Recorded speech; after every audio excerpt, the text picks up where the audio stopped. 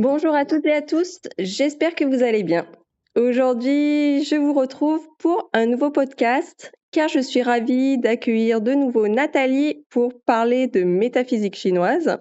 Alors, avant toute chose, si vous n'êtes pas encore abonné sur la chaîne, c'est le moment de vous abonner et également de mettre un pouce en l'air. Bonjour Nathalie, je suis ravie de t'accueillir à nouveau sur la chaîne. Bonjour, merci. Merci à toi. Mais avec grand plaisir de parler métaphysique chinoise avec toi. Donc, on est dans une année qui est particulière et donc on va parler aujourd'hui du feu en métaphysique chinoise. Est-ce que tu peux nous en dire plus par rapport à cet élément, je crois que ça s'appelle comme ça, élément feu? Oui, c'est ça s'appelle comme ça. C'est la dénomination qui est prise habituellement. En fait, les 5 éléments en métaphysique chinoise vont représenter différentes formes adoptées par le qi. Tout le monde a entendu parler du qi.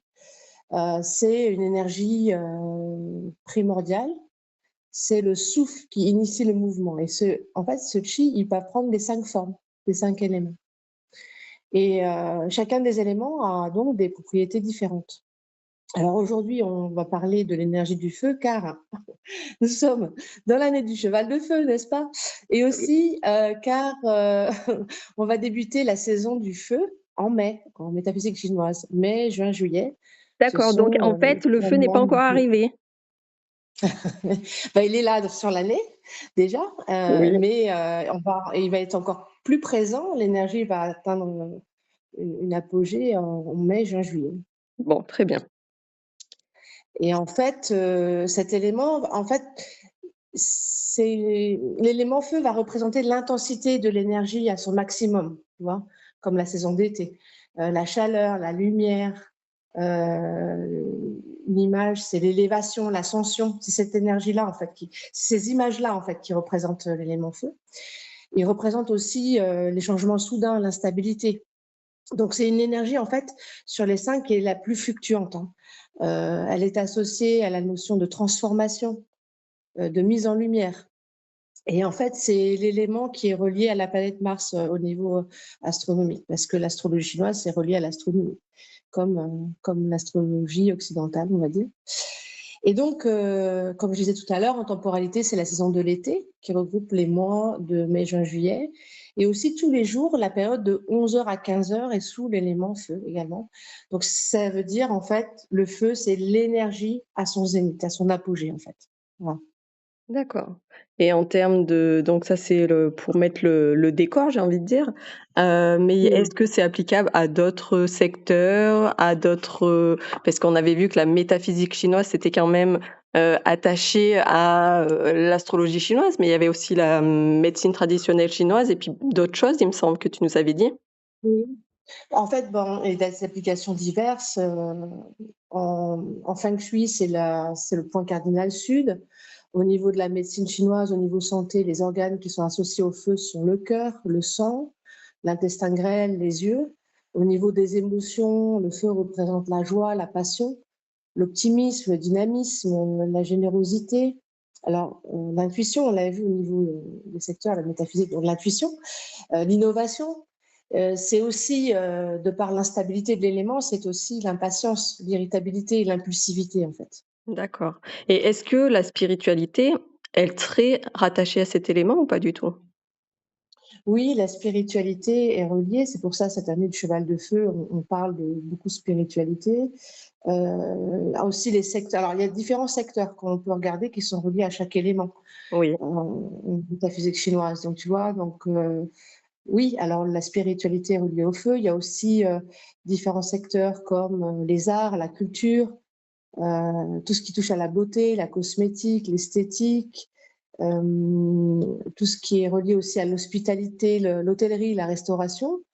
On a aussi le divertissement, le marketing, la publicité, tout ce qui est médias, tout ce qui est aussi technologie de pointe, hein, les secteurs tournés vers le futur, l'électronique, l'électricité, l'informatique. On parle aussi d'intelligence artificielle beaucoup, actuellement.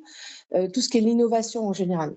Et puis d'autres secteurs comme l'aviation, euh, tout ce qui est relié aux navettes spatiales, les énergies aussi, tout ce qui est l'énergie liée au pétrole, au gaz, au carburant, les ressources énergétiques, le secteur de l'armement également. Donc en fait, tout ça, c'est relié au secteur feu, oui, à Et, l'élément feu. et est-ce que la créativité aussi, ou l'imagination, ou des choses comme ça, c'est en relation avec le feu? Tu as l'innovation, oui, l'innovation, D'accord. tu peux retrouver. Donc c'est un vaste sujet et en parlant de feu, donc on est, cette année en cheval de feu comme on en avait vu dans le dernier podcast, mais Oui. il n'y a pas aussi une notion de période? Il y a la période 9, oui, également, de 2024 à 2043, qui est sous l'énergie du feu. Donc tout ce que j'ai pu évoquer avant se retrouve dans cette période-là. Alors là, la période 9, ça pourrait être un autre podcast, hein. Il y a Oui, beaucoup de choses à dire sur la période 9. mais Mais oui, c'était surtout par rapport à ce que tu disais, les secteurs d'activité qui étaient oui, concernés. Donc peut-être que si des personnes se questionnent sur comment se réorienter oui, ou s'orienter, si effectivement ça touche aussi la période que tu as dit, je sais plus quelle date à quelle date, c'est peut-être des oui. pistes? Oui, alors il y a alors, ça veut dire que ces secteurs-là seront beaucoup, on va beaucoup parler d'eux en fait, tu vois. Donc typiquement l'intelligence artificielle, ça rentre dedans, la beauté, la cosmétique, ça rentre dedans, les médias, le marketing, communication, tout ce qui est, en fait, période 9, je te dirais tout ce qui est attrait à l'image. Alors on dit ça maintenant, ça fait quelques années qu'on parle de la période de la période pardon, de l'intelligence artificielle, mais ça, c'était déjà, on va dire toutes les périodes 9 vont parler de l'image, tu vois. Eh oui. Donc, la dernière période 9, il y a très longtemps, c'était, il y a 180 ans, enfin à peu près, oui, 180 ans, c'était les débuts de la photo, tu vois, tout ce qui était à l'image. Donc en fait, il y a, et aussi, c'était les débuts de tout ce qui était, tu sais, la spiritualité, tu sais, quand ils faisaient les guéridons, tout ça, tout ce qui était autour de la Ah spiritualité, oui, il y avait un regard aussi. Mais en fait, la période 9, il faudrait qu'on en, on en fasse un, un podcast parce qu'il y a beaucoup de choses à dire sur la période 9. Mais oui, tous les secteurs reliés à cet élément-là seront prépondérants pendant la période 9, en fait. cet élément neuf qui est pas l'élément neuf, l'élément feu. Qui est relié au feu. Ouais, voilà. Et alors, donc pour cette année, bon, on voit vraiment la notion d'accélération, tu vois, la vitesse, le feu, la vitesse, transformation. Oui. L'impression que tout s'intensifie, tu vois, on est déjà fin avril, là. Je sais pas, pour moi, je vois que ça va vite. Tout s'enchaîne plus vite. Il y a de l'impatience aussi, hein. On voit un peu de nervosité aussi autour, on peut noter Oui. ça. Oui. Et puis, comme dans les précédentes années du cheval de feu, hein, ça, il n'y a rien de nouveau ici, hein. En regardant l'historique, des événements géopolitiques majeurs émergent, notamment, on a vu ce qui s'est passé en Iran, avec des tensions, des confrontations qui produiront des effets durables. En fait, c'est l'instabilité. Le cheval de feu va commencer à faire bouger les choses, et puis après, les choses vont changer. C'est les débuts de transformation, en fait. D'accord. De tout ce qui est lié à l'énergie, tu vois, donc l'énergie, le feu, donc on parle beaucoup du pétrole. Oui. Ça prend une place centrale, c'est complètement en lien avec l'élément feu. Euh, et puis, on a un regain d'intérêt pour la spiritualité, quelle qu'elle soit, accompagnée de débats, tu vois, autour des questions religieuses. On voit ça de plus en plus, c'est de plus en plus présent. Et puis, évidemment, on en parlait tout à l'heure, la technologie, l'intelligence artificielle, toute la dynamique de transformation que le cheval de feu met met en mouvement, en fait. Et puis, il D'accord. y a la notion que je disais tout à l'heure de mettre en lumière. Donc, les dossiers Epstein, par exemple, ça Oui. révèle des choses avec des prises de conscience collectives. Ça fait partie de ce qu'on pourrait catégoriser en éléments feu, la mise en lumière. Et donc, en fait, oui, les années cheval de feu marquent des périodes de bascule qui amorcent des transformations et qui posent des bases pour de nouvelles choses qui vont s'ancrer dans la durée après, derrière. Voilà.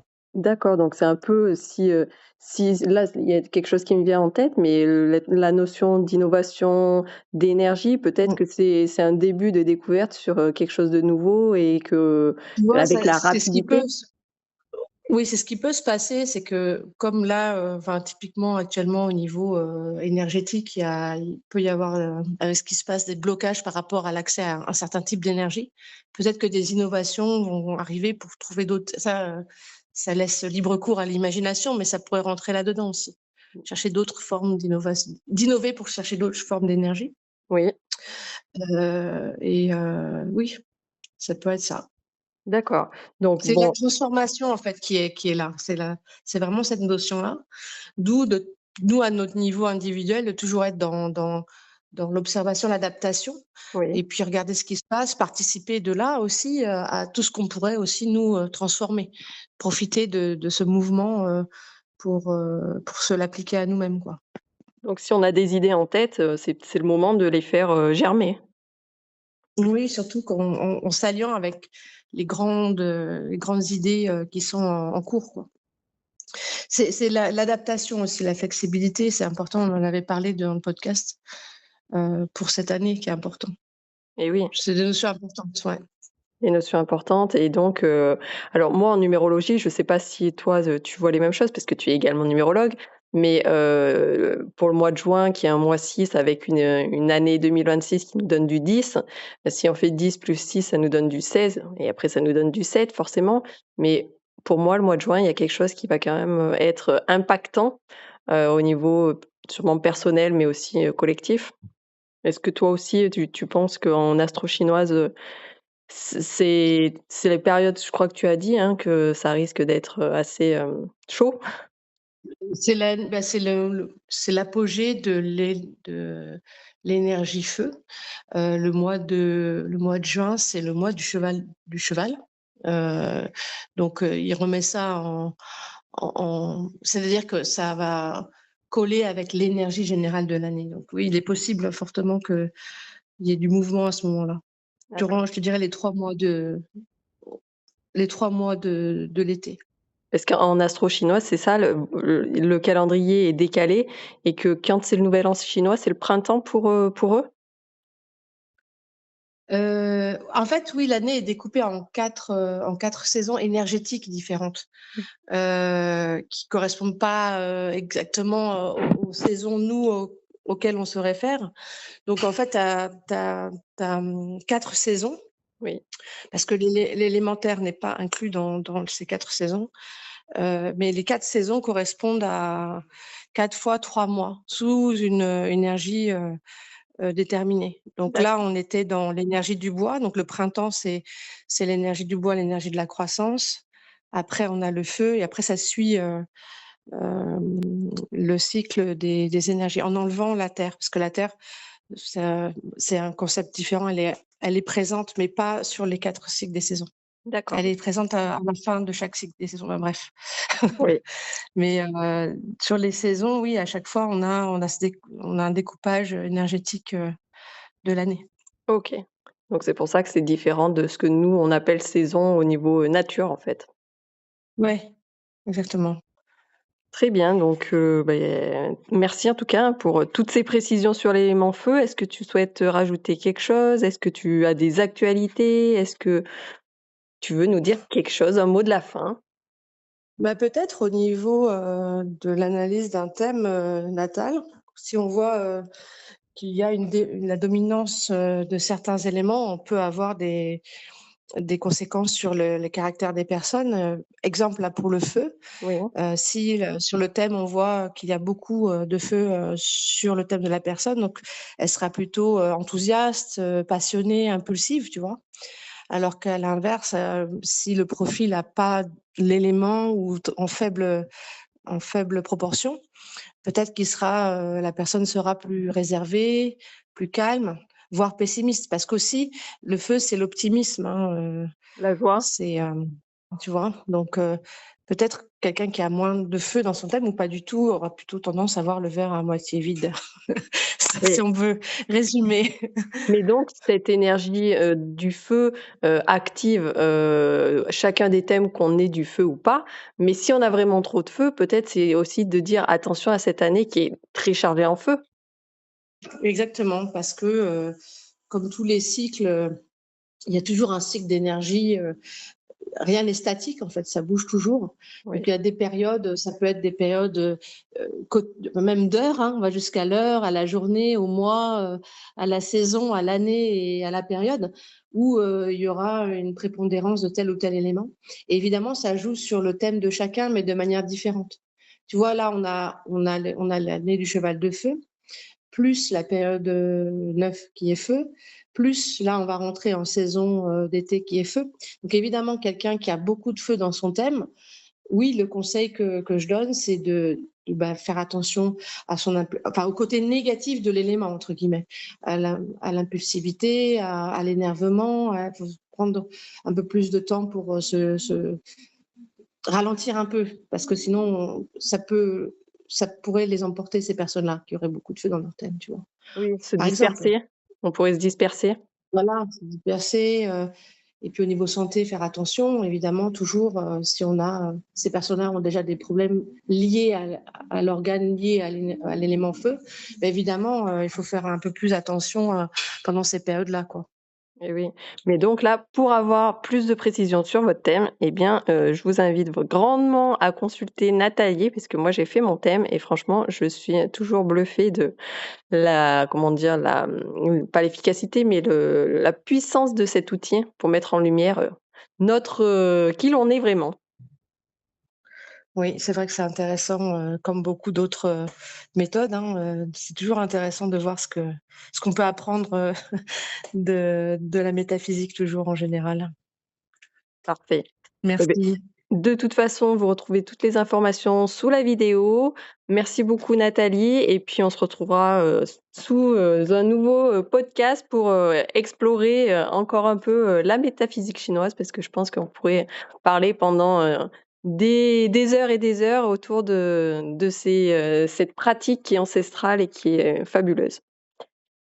Merci. À très bientôt Nathalie et surtout pensez à liker la vidéo et puis, à très bientôt pour un nouveau podcast ou pour une prochaine vidéo. Bye bye.